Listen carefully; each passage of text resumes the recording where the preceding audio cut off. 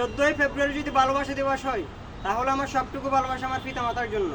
14ই ফেব্রুয়ারি যদি ভালোবাসা দিবস হয় তাহলে সবটুকু ভালোবাসা পিতামাতা ভাই বোন সংসারের জন্য। খুব ভালো বলেছ।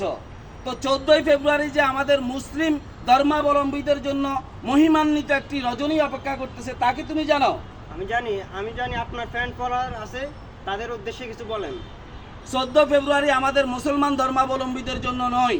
14ই ফেব্রুয়ারিতে আমরা মহান রবের নিকট থেকে উপহার হিসাবে পেয়েছি শবে বরাত। আসুন এই শবে বরাতের দিনে রোজা রাখবো, রাতে নামাজ আদায় করব, সেজদায় লুটিয়ে পড়ে আল্লাহ পাকের দরবারে কান্নাকাটি করব। আগামী একটি বছরে আমাদের ভাগ্য রজনী, ভাগ্য লিখুনি, তকদিরে যেন আল্লাহ ভালো লিখেন, আমরা যেন সুস্থ সুন্দর স্বাভাবিক জীবন যাপন করতে পারি, সংসার ধর্মকর্ম নিয়ে সুখে থাকতে পারি। আসুন ভালোবাসা দিবস নয়, এটা আমাদের মুসলিমের জন্য নয়।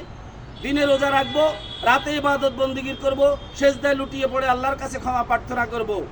আসসালামু আলাইকুম। আসসালামু আলাইকুম।